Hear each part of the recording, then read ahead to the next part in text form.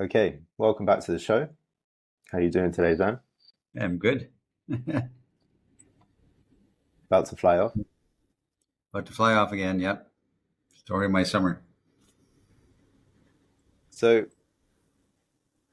we had a lot of questions from the last episode where we were really diving into the Alabaster Girl, the concept of the Alabaster Girl, and there's a few themes which some of our astute viewers picked up on that we could have included or we could go further into, and we might in future episodes. So we had some comments about the nature of the feminine within, or the anima complex, the idea that every man has on the dark side of his soul a inner woman. Um, that was one popular response. And we had also some good comments about the sense of the divine mother or mother issues. Two different tracks we could go there, which I think is an essential piece of education that we should put out within our community. Mommy issues, what are they? Seeking mother's unconditional love in the arms of the girlfriends you would otherwise like to feel masculine around. Um, and then the classic kind of wife lover, Madonna whore, the split between the kind of angelic and the earthy in terms of the women we look for. And why does that pattern persist for so many centuries and so many different guises that a man typically ends up with one of the two, but struggles to find Yeah. totality in the Yeah. women that he attracts and in himself and so on. I mean, all of these are incredible pain points, but uh, wonderful explorations. But the comment that got the most, or the piece of the episode that got the most comments was, and I wrote this down on my pad. I can remember underscoring this a few times, and I repeated it back. To have an internal source of fire, to become the source of your own happiness, and have a driving force internally. So this is something that was said, that we underscored, and that people want to hear more about. Um, Guys, you should do a whole episode. Well, I'm thinking we could probably do 100 episodes. I'm also thinking every episode that we've ever done basically tries in a different way to get to this thing, because this is in essence what we're all about. Yeah. Actually, the center of the whole message that we're trying to articulate is, what does it mean to have an internal source of fire and to become the source of your own happiness and have a driving force internally? So I've got, Go ahead. yeah, I've got some thoughts, but I'll put the ball in your court and see where we go. Yeah. I mean, you came up with four different topics that I detected in your preface there. This one about the internal source of energetic flow. That is, like you said, we've been poking at that for over 20 years. How do we find that within ourselves in this broken world, broken spirit? You know, um, nobody teaches us how to do life, type of thing. And I don't want to repeat myself because I say these things over and over and over again. But maybe it's only one thing we were really saying. I kind of think it's like one thing we're trying to say, Hmm. just different pieces of it. So, mm. And it's this: how, how to how to find the source, how to become the source. Well, how to find a way to commune with yourself so that and I don't mean that you have all the answers and you have to pull that out of yourself. To me, and this is very esoteric, and I don't really know, but my assumption and my tendency to believe is that we have everything within ourselves to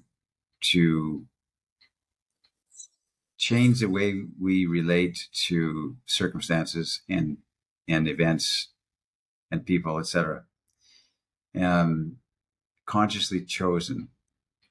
I'm very much against, and I've said it before, this needing external we do need support. We do need mentors. We do need literature. We do need things to inspire us and to lean into and to learn from. We need to learn, but we don't need to wait for the learning to move forward. We need to strike forth anyway. And it's my quarrel with the therapy culture that we have today, which is, talk therapy is new on earth. And are we better off? I mean, mental health is kind of worse than it ever was, and everybody's got a therapist. So the idea is, like I said, to commune with yourself and to try and come to terms with, this is the life you've been given. You're here at this space, time, and earth in the universe and the cosmos. You're here. You were born at this year in history.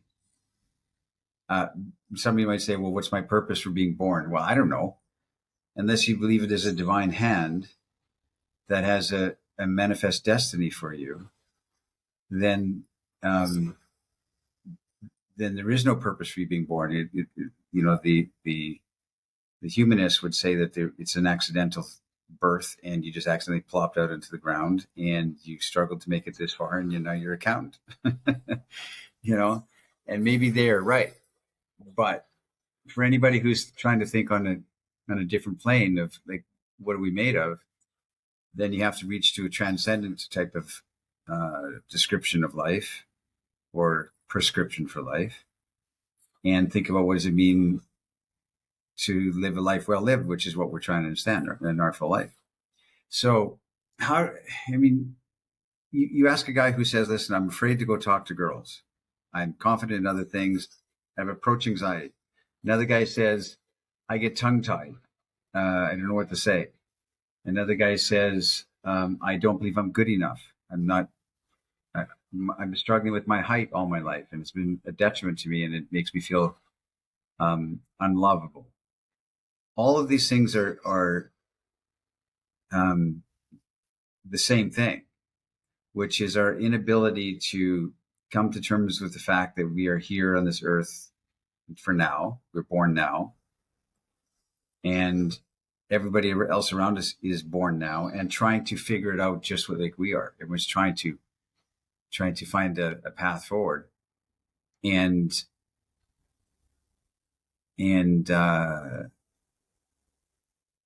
I don't even know what I'm saying, because the fundamental question is, how do I get over all those limiting beliefs and get confidence realistically?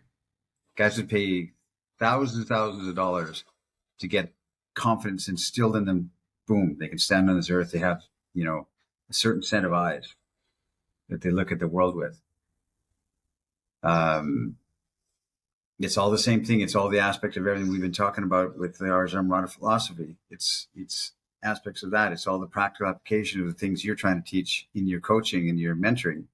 The things I'm trying to teach in my coaching and mentoring. It's a practical application of how we turn that corner, and we get that sense of confidence, which doesn't come from necessarily a knowledge base, but it comes from the knowledge that we are sincerely trying, and we can forgive ourselves everything. So it's a big question, and I can walk around it all day. I think I sense the crux in what you said was to commune with oneself, or to have a period of time in which you commune with yourself. So, wow. Yeah, that's the whole thing. That if there's a practical application, a practical practice that I've volunteered to men, is this idea of pausing every single day and taking stock of your life. That's it. 5 minutes a day. Instead of jumping out of bed and rushing, I got to do this. No, with the coffee and my emails, and my phone's been beep, beep, beep, beep all night. I got to see what those messages are. To say, no, I'm going to calm and collectedly sit here and open my eyes calmly, and I'm going to have a reverence around my day and a reverence around my body and myself. And I'm going to sit in contemplation of another day about to be about to present itself to me, which is a gratitude I can have because I have my health. I have this day. I have the potential the plan I had today is a potential. I have gratitude around that. And yes, they didn't work out so well, but I have another day here. And just recenter yourself. It's the practical application is to some would say meditation. Okay. Some would say prayer. Okay. That's a prayer and meditation are pauses that we've stripped out of this modern secular age. We don't pause. And if a man would just, or a woman would just pause and take stock every morning, what do I really want to accomplish? What do I want from my life today? Who am I today? I'm now 32 years old. What do I want? And then just tiptoe through your day, do what you're going to do, and keep your eyes open for opportunities. There's no better prescription for life because nobody, from Elon Musk down to a street beggar, knows what they're doing. They're all trying to figure it out as they go and learning as they go or not learning. So practical application, contemplate, take time every day to be still. That's it. And just look at your place in the cosmos and here I am. Okay. Now I'm going to go out and go work, or I'm going to go on this trek, or I'm going to go on this plane I'm about to go on. But just pause every day and think about who you are and what do you want. That's as good as it gets. That's as good as it gets. I mean, as well as I do that we think, man, if I had a bunch of money, all my problems would be solved. Yes, the problems you're dealing with right now would be solved. You throw money at this problem that you've been struggling with, and all of a sudden it goes away. You throw money at this, all the problems that you think you have in your life right now that you can manifest would go away with money. But you get another set of problems, and you get a sense that, for instance, your health. Maybe your health is broken, and with money you could find some kind of, go to some different climate or something and sit in a sweat lodge and just solve it. I don't know. And maybe money can help you on that, but not much. Money can't help with health too much if you got something broken. But I guess, like we're waiting for that capital idea or that thing to be accomplished, or something to come into our life. So now we have accomplished something, or now we have arrived, and now we can be confident.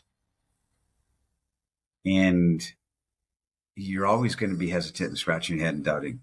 Even the greatest artists on their deathbeds were going, wait a minute, that's it? That's all I did? And all that crap I did, and everybody loves it. Everybody reveres the artist. So, yeah. Go ahead, Jordan. So the core is to spend time in communion with yourself each day. So I've got 2 or 3 questions based on this. Okay. My first question is to the listener, actually. So we've got people that have watched us and listened to us since January. So thank you. My question to you all is, our podcast go from about 45 to 60 minutes each week. So the question that occurred to me is, you'll spend 45 or 60 minutes listening to a podcast each week, but do you spend 45 to 60 minutes sitting in communion with your own self in silence and contemplation, wondering about these topics? Yeah, that's interesting. That's a good question. That's the first kind of barometer. I know several of you will probably nod your head and say yes, and some of you will be like, well, actually, it's another piece of homework on my podcast list, and I have 12 podcasts, and I have to get through them all, because that's how I'm trapped in this hamster wheel of my own learning, actually, which doesn't, fills up the brain, but doesn't give me the self-contact or the contemplation needed. I have another question. This is very vague at this point. Another question is, I suppose that the quality of one's communing with themselves improves as time goes by, i.e., the quality of your self-communion when you were in your early 20s was probably not as empowered as the quality of self-communion you have today. That could be true. I mean, maybe you were like more. What were you when you were 20 years old? Were you hopeful, more hopeful than you are now, or were you more hesitant than you are now? It's a good question because now I ponder it. I think, God, when I was in my early 20s, I must have filled my brain with little questions, and now I have these big, more powerful questions. Surely my, my journaling and my contemplation is more powerful now. But actually, when I was 20 years old, I asked some brilliant questions. I must have done because I did some really great things, like the plunge of going traveling for 2 years without any sense of what's that going to lead to, or what's my career going to be, or do I have a safety point or an anchor somewhere else? And are you the same guy? Would you have the same manifestation? Knowing what you know now, and we change, right? If it wasn't for that, no. I mean, it's completely life shifting. But it's almost like looking at, if you write, like if you create any sort of art, or if you leave any kind of fragments of writing or poetry throughout your life, you might think, well, I'm a lot more cultured now that I'm 40 than I was at 20. But sometimes there are things you wrote when you were 20 that were, they get something. It's so, I mean, there's a real texturedness to this question. Actually, sometimes an internal conversation is not so bad when you're young, even though you might look back and think, God, when I was young, I was so blind. But actually, you can be very awake to certain things at the same time, and also more asleep now that you're older to certain foolishness, for sure. Like the youth has this wonderful foolishness, like I can just go and do these stupid things and I'm going to be fine, which you would never do as a consenting adult. Some of the places that you might travel to, women that you might miss you, and so on. But I think more to the point, some people will not commune with themselves and sit in silence because they hate their own company, or what the mental noise and the amount of inner critic they experience is so fierce. It's like, God, when I sit down and there's no one else around, I've got no podcast to listen to, no friends, no other Amorati in town or whatever. The inner voice I get is such, it is so defeating and fierce that I don't enjoy the process of contemplation, because it is it's a self-castigation rather than a wondrous or reverent, as you put it. Some people don't have the space to create reverence around them because, God, when I sit on my own, all I feel actually is my suffering. And I don't like myself. Yeah. I just read something yesterday. This woman lost a child, and she said, even now, a few years on, she said, if I'm busy with Netflix or friends or having a glass of Prosecco with going out with the girls or whatever, I'm fine, but I'm always 5 minutes away from weeping. And if I don't have the distraction, these things that I'm filling my life with up to keep myself distracted, and I do sit quietly, I'm that close to just crying uncontrollably. So for that person, the quiet contemplation might bring up that, I don't know this, might bring up that the sorrow of that experience, and maybe that overwhelms any kind of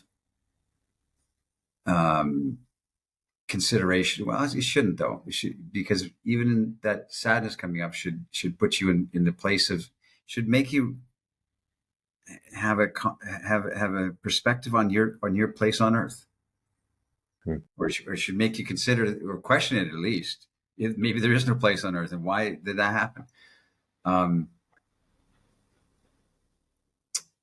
I don't know. There's a book by C.S. Lewis. I think I mentioned before, A Grief Observed, I think it's called. And he lost his wife, and he wrote a letter to himself, basically, and it turned into a book. And it's quite it's a very good book. I don't know what I'm talking about here, Jordan. I'm sitting here on the edge of my understanding for this, because all I know that for myself, the What Would Zan Do version of this, yeah, is if I don't take time out of the hustle and bustle of the daily grind and the rushing waves flowing by, and I don't step off onto the shore for a minute and just, shake myself off a little bit and look around. Um, I I lose my faith. I can't step forward, and I start to question. Um, I'm not saying that I'm racked in doubt or guilt or anything like that. It's just that I know that because I'm pretty happy-go-lucky and I'm pretty optimistic. I'm very optimistic for the future. I'm not pessimistic about world events. You know, I'm just optimistic about things like technology, AI. I'm optimistic, and maybe I'm wrong. That's okay. It feels good, and I'm happy about it. But I I have to. I really feel like I have to reconnect to the question of, is this an artful day or not? Am I doing something? My pursuits, are they artful? Do they feel like poetry to me or not? That's all. Am I in communion with a higher, dare I say, purpose or higher? Um, am I in communion with my future self? Am I in communion with what has come before, with the writers and artists and contemplators that gave us something? Am I connected to those traditions? Am I hanging on to them for dear life and trying to incorporate it into my work and hand it on to others? Or am I just a point in space and time and none of it matters? Sisyphus, Camus, Sartre, and the wantonness and the absurdity of it all. I don't buy the absurd. I'm not an absurdist, and I'm not an existentialist in the way that those French philosophers were. I don't buy that. I think beauty is our purpose. I think beauty is the voice of God, and we're disconnected from it. That's what I think. So my whole expression of my day is in a meager, small, mild attempt to start my day with intention and the poetic pause, and try to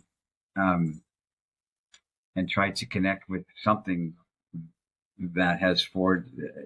I don't know. I don't know how I'm saying it. So these are questions. These are Ramblings, Jordan, to you, no, or no, no, no, no, no, no. So these are questions that you'll ask yourself if you get 5, 10, 15 minutes of solitude. Is this an artful day? Is this a is yeah, this day it's got a period poetry? in my life. Am I really aligned with what I want how I see myself in the future? Am I aligned with this?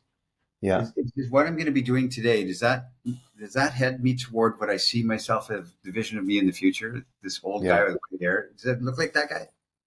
yeah, Not.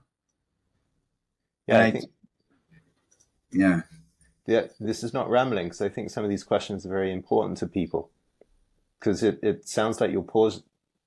Sometimes you might just get 2 minutes between one phone call and the next, right? Or are you going from one context to another and oh yeah, I missed the train, let's say, and I have to wait another 6 minutes until it comes. Then I have a window in time in which I can ask myself the question, right? That's how it occurs to me. Is this an artful day or not? Well, I missed the train.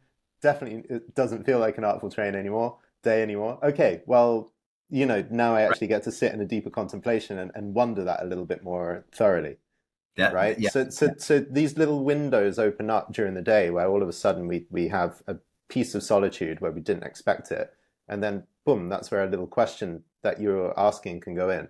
That's how I see it. Or you might ritualize your morning and have that between waking up and having your breakfast or yeah, your first call. yeah. But these are some of the questions. Do you feel, here's the question from me, do you feel then, because the whole reason why we're here is about this, to have an internal source of fire, right? This is a kind of holy grail, Polar Yeah. Great prize that people are looking for. Do you feel an internal source of fire come back when you get to sit and have such moments of contemplation? Mm, it's like saying, when you invoke the muse, are you full of creative joy and energy? You know, you can sit there still staring at the paper, you know? So do you feel like something's coming back and your prayers are answered and your meditation is come full circle and you're ready for the day? Not necessarily, because you might sit down confused about, you know, your path in life and sit there and contemplate it and get up confused about it. You're right.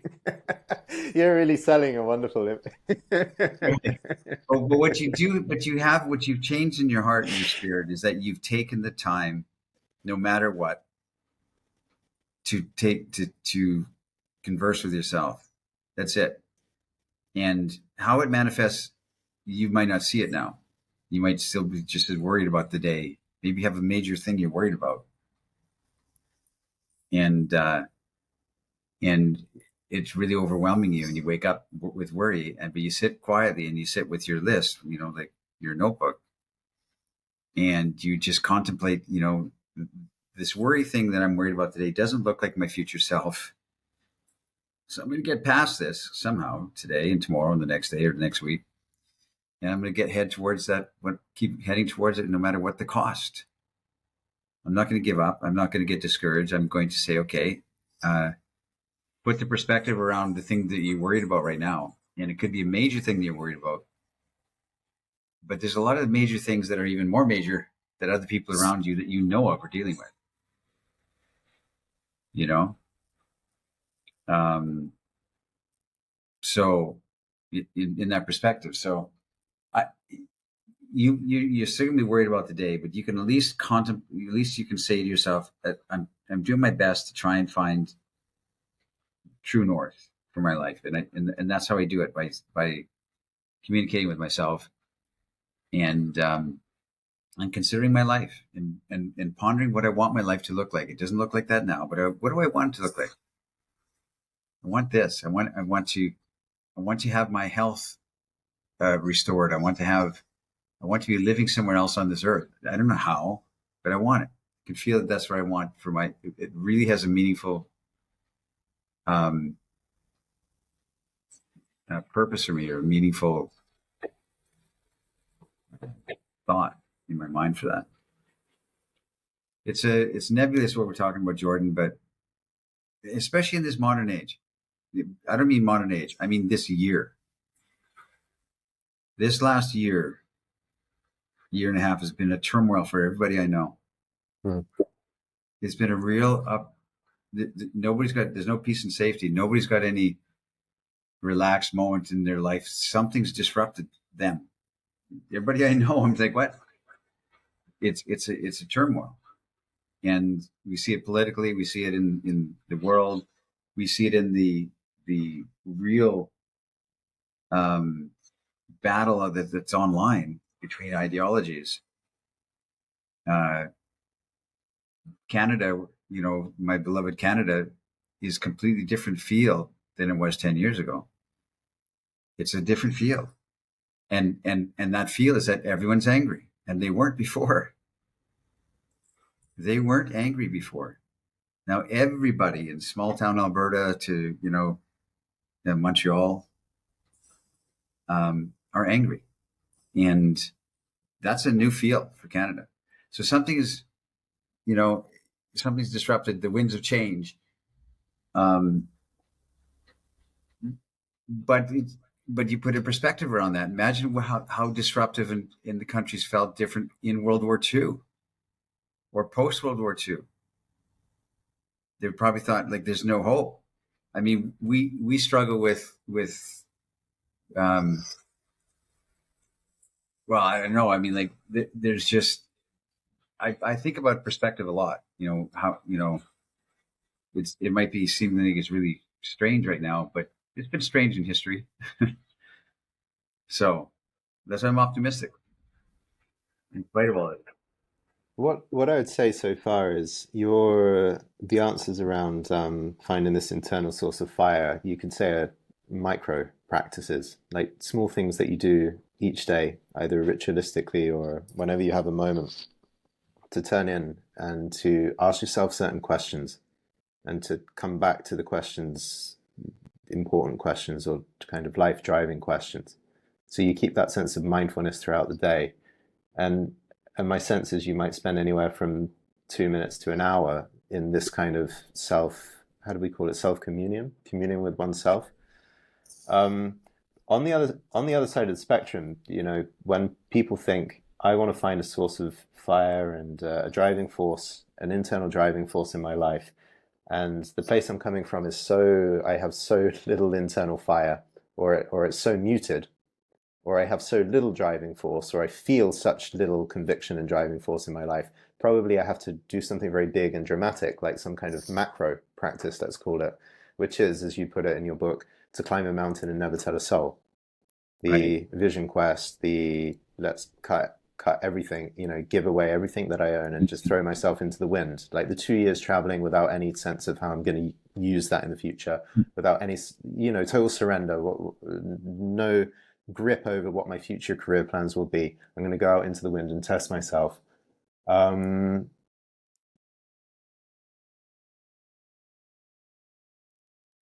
any words on this side of the fence on how to have your internal source of fire? I mean, I think, you know, one of the sentences you said that people have felt in their bones after reading it is that of climb a mountain and never tell a soul. That, mythically, there's something that a man will do in his life which is so tremendous and so impossible for the masses to understand that it marks him in a deep and indelible way, such that a source of drive and fire is turned on. Like, is it true that someone could have an experience that's so big that ignites a fire Yeah, yeah. permanently? And what have you got to lose? A year goes by and you feel this anxiety and angst. And another year goes by and you feel the same anxiety and angst. You're just a year older. What have you got to lose? You think, well, I might lose the security of this job. And security is a kind of death, you know? And I just, my advice to young people is to strike out and see what you're made of for certain. If you have this vision quest feel, if you have this feel, if you have this burning in you, you will not be satisfied in relationship. You'll not be satisfied in career unless you try and really fight for and discover that in your heart. And you said this little moment of contemplation every day, this little tiny ritual that you incorporate into your secular life, because we don't have religion anymore. So we've stripped away all kinds of meaning and symbols and rituals. And so you try and incorporate something back in that you call your own, my own, secret garden, private time. And it's the same thing in relationship with your beloved. It's little rituals and little seeds of appreciation and things that you do consciously that feed and water and nourish the relationship. It's the same thing as feeding and watering and nourishing your soul. You're doing conscious little practices that says, I want to understand. I don't understand. I want to understand. And so does it have to be something enlarged and mythic and you go to the edge of the map where there's dragons, or climb 7 mountain peaks before you come to some equilibrium? Um, Maybe there is something big that's calling you, but it could be that. But you can do this on a daily basis. What I'm saying, you can climb that mountain and not tell a soul in the space of your morning ritual. It's the same thing. That's what I think. That's very curious. Can you say more about climbing the mountain and not telling a soul within the morning ritual? I mean Yeah. that's a new one. Well, both of them have the same intent in my mind. If you climb a mountain and not tell a soul, it's to see what you're made of. If you sit in contemplation for 10 minutes and really consider your life to this point and what you want going forward, that has the same gravitas in my mind and the same intent as you traveling or you breaking up that relationship that is moribund and not nurturing anymore. It's all the same intent. It's like, how can I manifest myself as the maximal expression of me on this earth while I'm here until I'm old? And then I've shared that on with others, what I've learned on to others, which is tradition passed down, etc. So in my mind, it's aligned with, they're all aligned with the same thing. If you walk up to a woman and say, wow, I have to say this. I think I'm nervous, but I want to say hi to you because I think you're absolutely beautiful. And that's an expression of truth that comes from here to you. I'm not asking for anything in return. I'm just speaking my truth. That's as convicted as climbing a mountain and not telling a soul. That's as convicted as sitting in the morning, looking out the window and say, what am I made of? Who am I today? It's all the same thing in my mind. It's what makes you attractive. It's not the words and accumulations and accoutrements that you accumulate around your body and your life that make you attractive. It makes you attractive on some level. It draws people magnetically on some level because people are drawn to fancy things and wealth and this kind of stuff and status, but it doesn't it doesn't draw that spiritual seeker that you are. So I don't know. It just feels like it doesn't have to be large gestures, just like it doesn't in a relationship. You don't have to buy her hot air balloon rides and buy her a dozen roses once a week to prove your love or to have a beautiful, devoted relationship. It's the small little things in accompaniment with the big things. I'm saying, you know what? I'm going to pause this week, and my week is going to be devoted to you because I've been working so much. And you and my children are my priorities, and my work can set aside for now because I'm going to take you on this excursion into the wilderness or whatever you want to do. It's fishing camp or something, the beach where I went this week, but it's all the same thing. It's like creating memories. And so when we're old, we say, at least I did that. At least I tried that. And I didn't understand any of this here, but at least I looked at it. At least I poked at it for as long as I could. It's all the same thing. And, especially nowadays, more and more you're feeling it, I'm feeling it. I'm seeing it in everybody I talk to, and it's showing up in the data, the statistics, that young men and young women have completely lost their footing. They've lost their sense of meaning because we've slapped it away so strongly in this postmodern idea of deconstruction, and they want construction again. They want things. They want rituals. They want vision quests. They want meaning. They want to be told, don't do this. They want discipline, and they want to have guardrails, and they want to have things that they can trust in society, and nothing. You can't trust anything now. So it's on an individual level that the listeners to this podcast are probably feeling it on an individual level, this turmoil, but it's also on this collective level, the turmoil.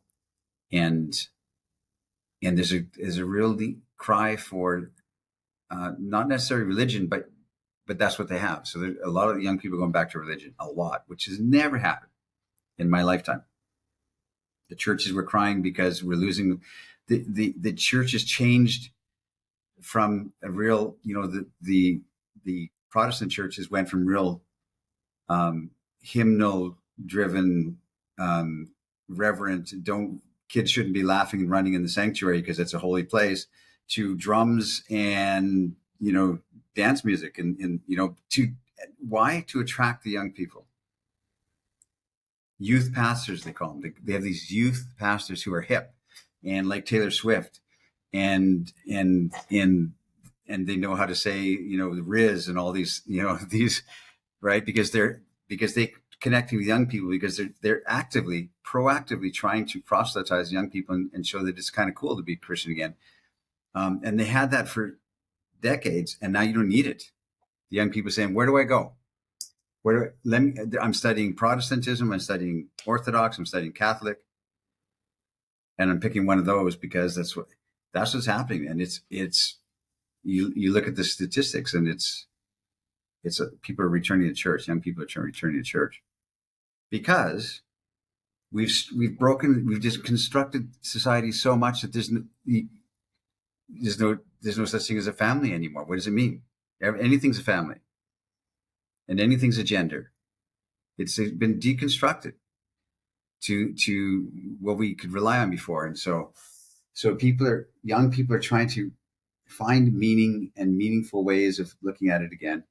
And Ars Amorata and what we've been trying to talk about, and the ritual I talk about, and the practical things I talk about, and everything that I'm dedicated to, has been trying to restore that hope and that balance.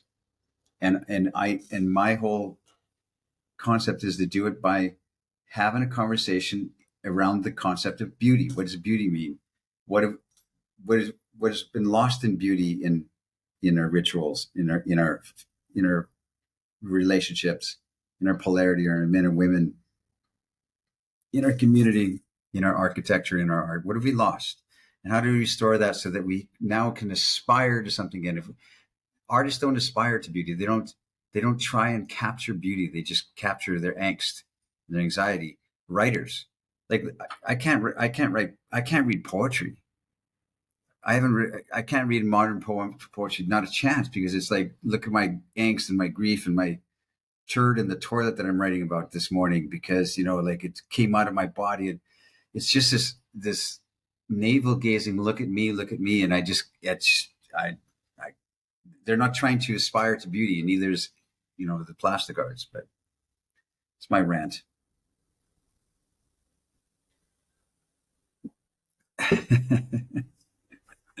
I don't know if this is helpful or even interesting, but it's what I'm thinking about.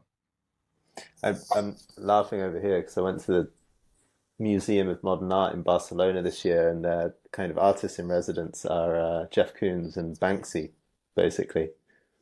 And Banksy's pretty fun, but it's graffiti on a very small scale. I mean, if that's your kind of icon of absolute meaning, it's kind of little artistic jokes with, obviously, like with a political commentary and everything, but he's kind of number one. We had Robbie Williams, the English singer, on the TV, and he was promoting his new art, and his new art would have been cliche even in a shelf full of self-help books. It's like my art celebrating, the mental health that I've been going through, and how to kind of make sense of my mental health and own my, personal anxiety and personal neurosis and so on, which is so, a lot of people really relate to it. And I guess it gives a sense of solace to people, but it's so mealy, like it's so tiny, the scale of it. Yeah. I really have and I know that this is not it can be attacked what I'm saying, but everything about what we're considering nowadays, our art, our poetry, our writing, our novels. I mean, there's 20-year-olds that are writing their autobiography with the story of me and what I went through, and we all went through it. And it's the art, like you said, it doesn't try to reach into the ether and pull something down of understanding to share. It's looking inward and dumping our guts out, and I can't abide any of it. I can't read. I like modern literature, for instance. I just it's all about me. Look what I went through. Look at my angst. Let me share how I'm feeling. Let me talk about my feelings. In my art is an expression of how I feel. And maybe other people say, well, I can relate to that because I feel that way too. I get that. But we're wallowing around in everyone's feelings and everyone's, oh man, I have the same anxiety too. Instead of trying to say, here's something that has relevance and reverence and integrity and wonderful that we can all look at and say, wow, that's something that gives me hope for some hope, or gives me melancholy, or gives me nostalgia, or gives me something to aspire to. Like, you don't aspire to somebody's poetry nowadays, modern poetry. You don't aspire to modern novels, and you don't aspire to modern art, Robbie Williams art. Nobody aspires to that. Nobody is drawn to it on a plane of elevation. And maybe I'm wrong. Maybe I'm anachronistic, and maybe I'm a romantic poet, and I guess I am. You know, Yeah. I'm a Byron ilk.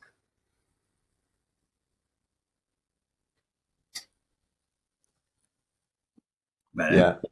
I mean, the way to save your, because a lot of people are asking this question. A lot of people want to write things and create poetry that has something bigger than what they're able to do. But I think it's typical when you're in the early stages of finding yourself as someone who creates these things to just express yourself. And then the more you create, the more broad the context you have, right? So yeah, if you write something like Homer's Odyssey, it becomes the entire cosmology of everything that everyone of your people know.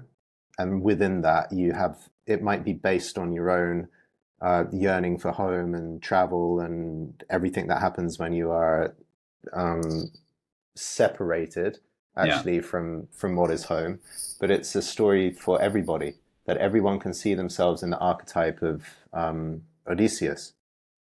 And yeah, yeah, that's what you do when you write a poem. It's not just, even if you cast yourself as the protagonist, like auto fiction, you have in mind that you going through this ordeal actually is a right for everyone that reads it. So it's not this confessional autobiographical stuff. You make of yourself an archetype that shows a slice of human nature that everyone can get something out of. That's how you transcend your own self when you create.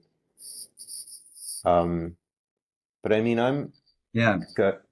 I'm for some reason, I mean, I got a few notes and wrote a few things about this topic of finding the source of internal source of fire, but I'm just waylaid by the conviction with which you said, with which you spoke of sitting in this really basic questions, and the sense of actually, which took me aback, to climb a mountain and never tell a soul. Well, there's a number of us listening to this that have done things like the Vision Quest, 4 days, 4 nights on the side of the mountain, not eating anything, right? And facing the elements, or going solo to a foreign country with one small bag and no money in your account, and seeing if you're going to make it. There's, a number of us have lived through these things, but just the sense of climbing a mountain and never telling a soul within your own interior each morning before you've had your breakfast. Yeah. You It's know, really put me in a contemplative well, mood. I tell you, like, and I wrote in the Alabaster Girl that, you could be your entire aspiration on this life that you've been given might be to grow a garden and raise a family, and that, and you love it, and it's your piece of art that you're doing, your legacy, your conviction is there. That's as magnificent as any enterprise a man has ever undertaken, if it's consciously chosen, not just settled for, and like, I'm stuck here on this farm. I know a guy in Canada. He's got 6 children. I actually knew him when he was a baby, and now I don't know how old he is, but and he has his farm, and he has all this massive wheat fields and stuff like that, and it's all organic, and it's very simple, and the family is very quiet and calm, and they all work, and they all have a sense of duty to the farm, and his 12-year-old is out there driving the combine because he trusts them. He said, and he was telling me, he said, if I taught him how to do it, and he has to earn that trust that I can give him this, because it's a life and death machine. And his siblings are there, and I trust him now to drive that car. He's 12 years old. And there's a conviction in that is that's as valid as anything. And he loves his family, loves what he's doing, loves the conviction he's teaching his children, and the life skills, these farming skills. And who's to say that that's a life that is any less grand than somebody who's an adventurer, or Arctic explorer? I I think it's all the same thing. It's the human condition, and we're all looking for the most basic things. If you look at any culture, we all need, for instance, no matter what age, no matter what culture, no matter what race, we all need a good pair of shoes. Otherwise, our feet fall apart. That's a basic need, and we all need shelter and food. So I don't know, but we're longing for, because we have the shelter and food covered in the Western world. And so when you have that covered, now you look for meaning, and talk about Maslow or something, right? But meaning is why we're doing this podcast. For me, what is the meaning of it all? What is the alabaster girl's spirit? How am I showing up in the world of women? How am I showing up in relationship with the other, my beloved sitting across me? How do I manifest that and make the best I can of it? Learning against all of our foibles and all of our insecurities and all of our jealousies and stuff. In spite of that, how can I maximize this expression? And that's all it is. It's the human condition. We're just talking about it. We're trying to talk about how to restore something for the average man and the average woman and society as a whole and culture as a whole, because it's culture we're talking about. Culture is under attack.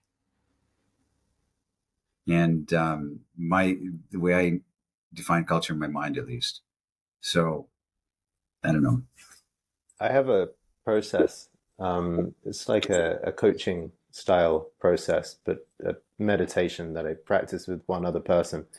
And a friend of mine actually developed this, but I took it on and I've been using it inside the Legacy course.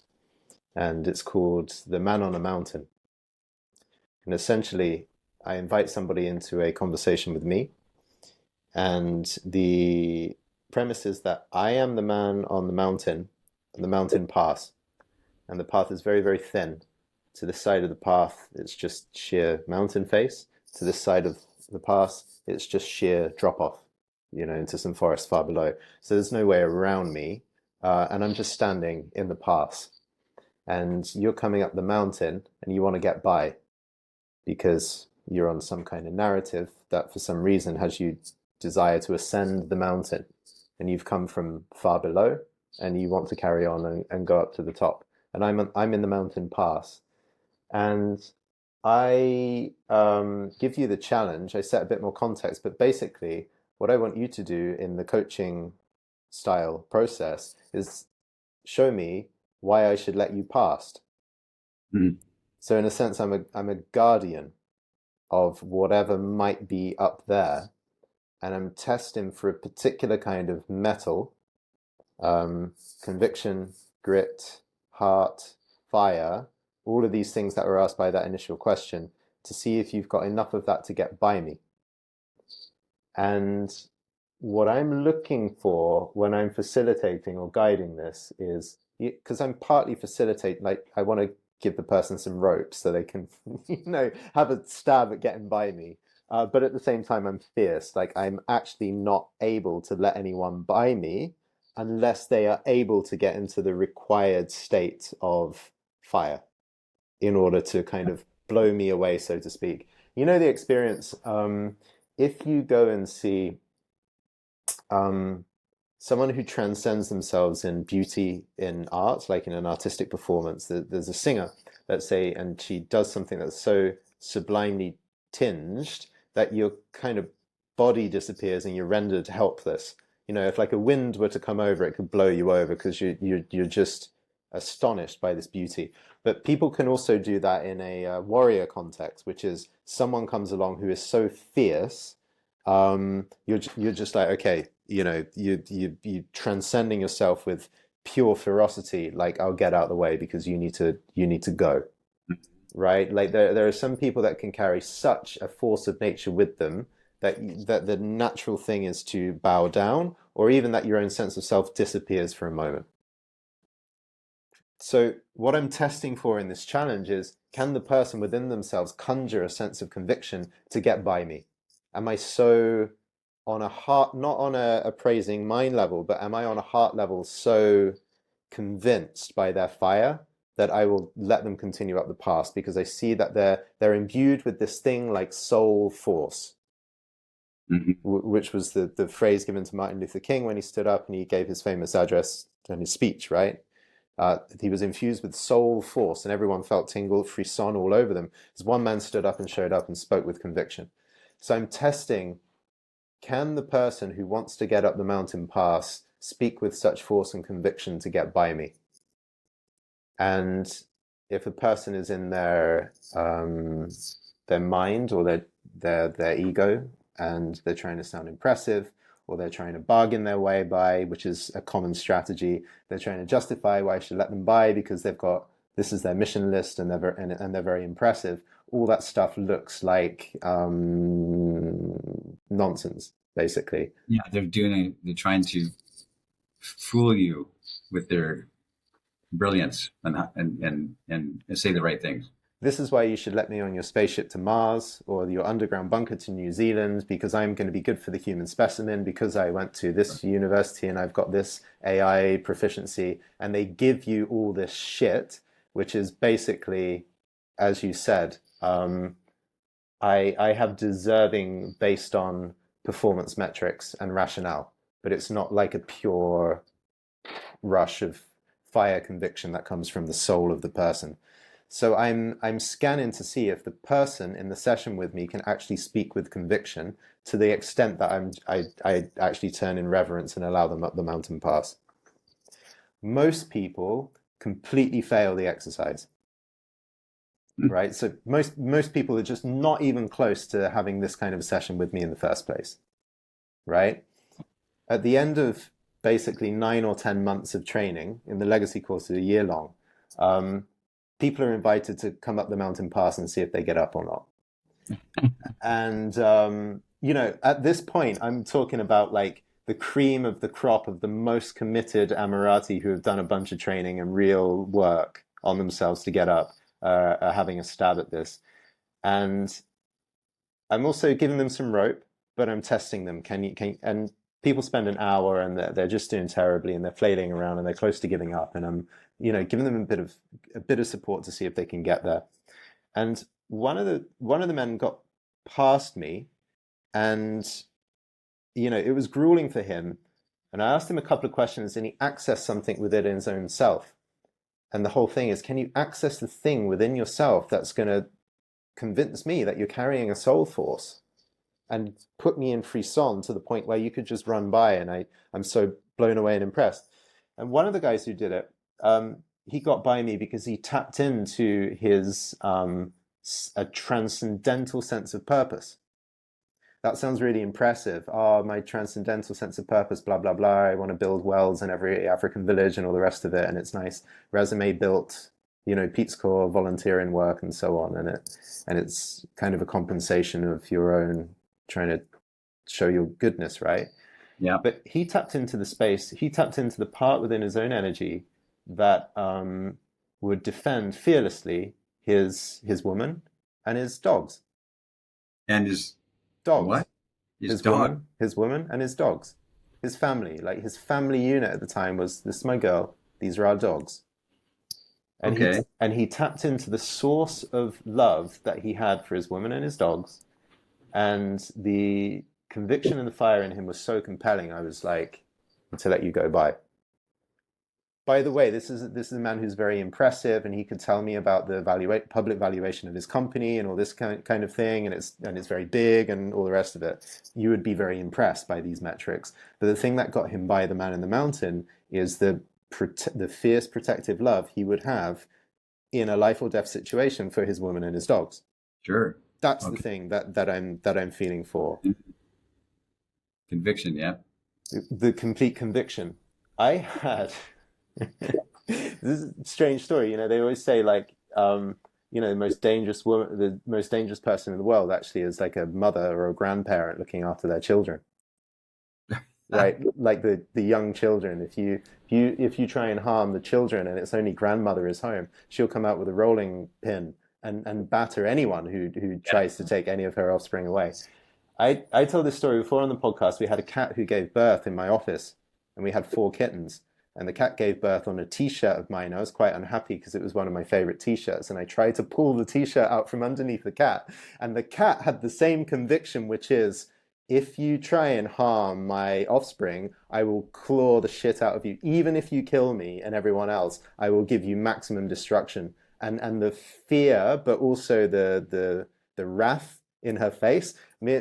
Adelia and I were just like backed off this cat, Yeah. you know, put the soul force of life through us. All this to say, it's amazing the extent that we will noodle around in our minds to try and create some kind of impressive reason for being or purpose, and it's all just a mental construct. But the thing that actually moves the mountain is something that, and the guy who came here and realized that his kind of soul force was really activated by his family unit, right? His woman and his dogs. He was just like, well, I don't give a fuck about passing the man in the mountain anymore. Like, I'm gonna go home and have my family life.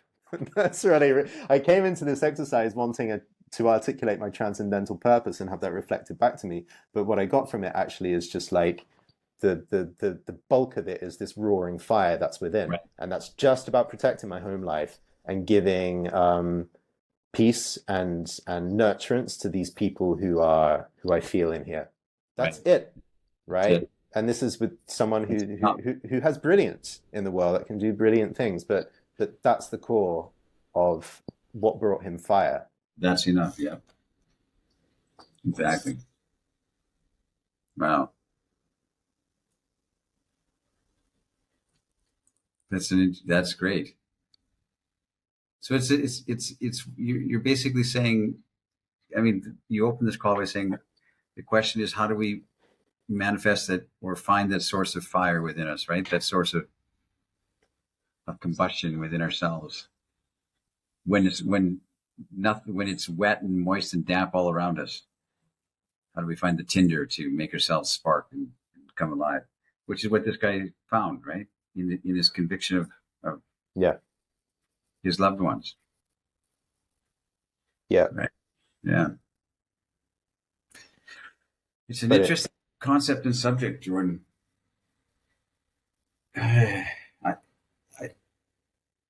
I mean, this is the essence of what we've been talking about all this time, and I'm writing about it right now, trying to capture something. Trying to capture something. This is something that I'm detecting, maybe, that I can maybe capture it and hand it on, find it for myself, and then hand it on to someone else. the hardest thing I sense is the mind is trying to con us always with clever ways of answering this question, and it can just get smarter and smarter, and you know, the more stages or levels you evolve in your own life, just the smarter that mind comes at building an illusion of an answer for this. But if you're asking for an internal source of fire, there has to be, like metaphor, if you follow the metaphor, there would be something right in the center that burns, that just burns, burns, burns of its own energetic burning, which is absolutely away from the mind and underneath it and almost unfindable to the mind. But in the midst of it, there is something that burns. So maybe we should answer this question metaphorically. There is an internal source of fire. There is an internal sense of something burning. Yeah. Well, can you get really close to that burning, and it will churn up perhaps things that are not ideas, or ideas might spill out of that, but the burning itself,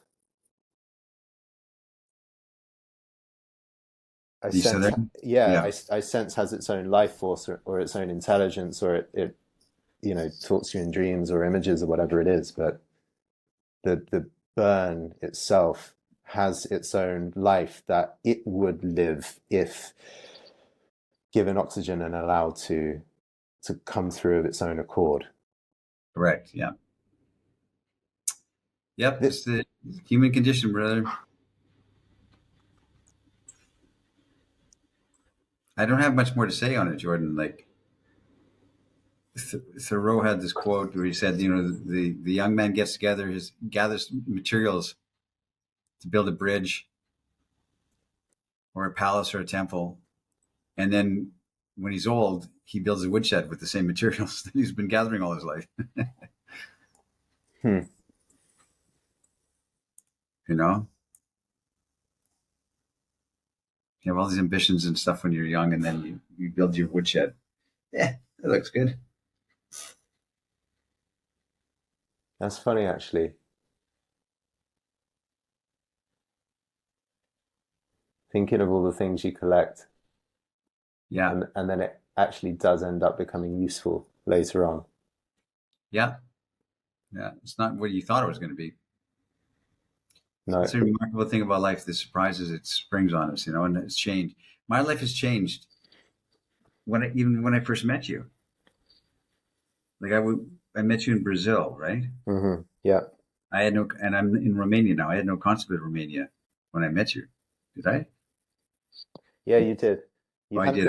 You hadn't met Deanna, that was for And, sure. yeah, So you were utterly single. It was the days of the man in the book, the man on the train, maybe. the train, man on the plane.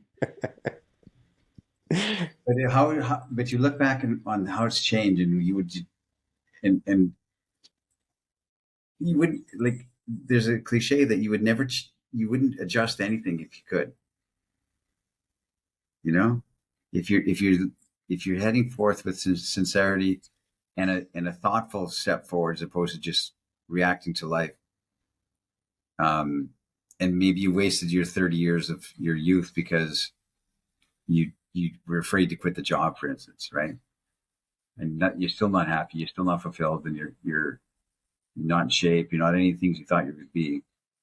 Um, that's when regret kicks into your life. But if you're mindfully trying to do something, even if trying to you're trying to make steps forward, you don't have regret. It might not work out, but you don't have regret because at least you tried. You rolled the bowling ball and it didn't hit anything, but at least you rolled it. One of the funniest things to me was I took a degree in philosophy, and the whole narrative around that was you're never going to be able to do anything with your degree in philosophy. That's the biggest waste of time and Yeah. expense you could possibly do. And then to look at the work I'm in now, and actually all of the individual things of questioning in a philosophical way, and the work that I'm involved in is more philosophical than any job that I might have gotten That's right. with that degree. And it's like, how did this crop up? And in one of my favorite movies, the guy is lamenting all the women that got away, like absolutely lamenting. But they all crop up in his stories. Mm-hmm. And if you had not had all of these painful experiences, people watching this, God, I spent far too long in that relationship. I should have left, right? Or I spent far too Yeah. long in that job. Well, it was actually like those years of absolutely being in the wrong life are seasoning for the amount of energy and conviction and fire you will have for whatever you end up becoming that needs that fire, right? So let's say you spend 10 years too long in a marriage, you should have gotten out of it. Well, there were things that were useful in that, but That's the correct. 10 years you spent will turn into 10 years of conviction when you turn around and you tell somebody else, don't do what I did, right? And then you find yourself with fire and conviction, like your own mistakes and lost life actually becomes the story that's a haunting story for another person that might save their own life, right? Right. So I love that. Like every piece of wood collected ultimately ends up becoming the structure that is a refuge for yourself and other people. Yeah. It's always there. Still have the material. Yeah. Yeah. Maybe that's another aspect to do with the fire, right? How do I find this internal source of fire? Well, I actually make a different meaning of everything that I first thought was a mistake. Exactly. Exactly. That's a great way of saying it. Yep. Yeah.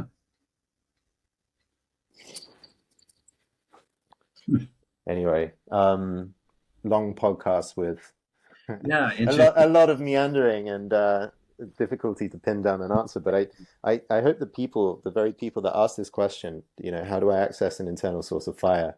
Hopefully, if this doesn't give you mental sense, then it might give you some feeling sense of where this might come from. And one of the things that I'm taking away is, Yeah, it's really impressed on me because a lot of people think, oh, if I live the Amorati life, so to speak, I need to go and quit everything and go traveling because climb a mountain and have this extraordinary experience. But you saying today that actually this is something that happens within your own interior, you climb a mountain and don't set tell a soul, I think really gives something to people that are like, I'm not going to quit my life and my job and my relationship to go running after some Yeah, you don't have to. thing.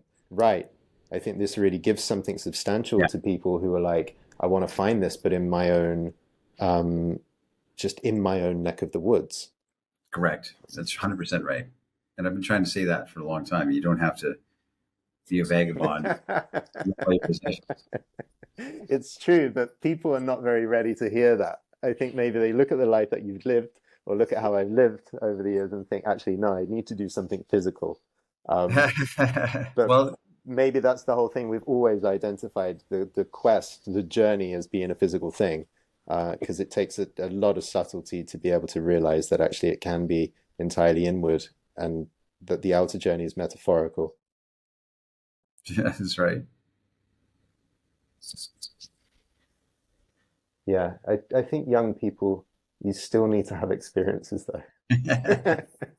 So go see what you're made of. Go into the Yeah, wilderness. you can't, don't bypass your challenge just 40 days because and 40 you nights. got something wise. You have to have 40 days and 40 nights. You have to be knocked off your horse by a blinding light.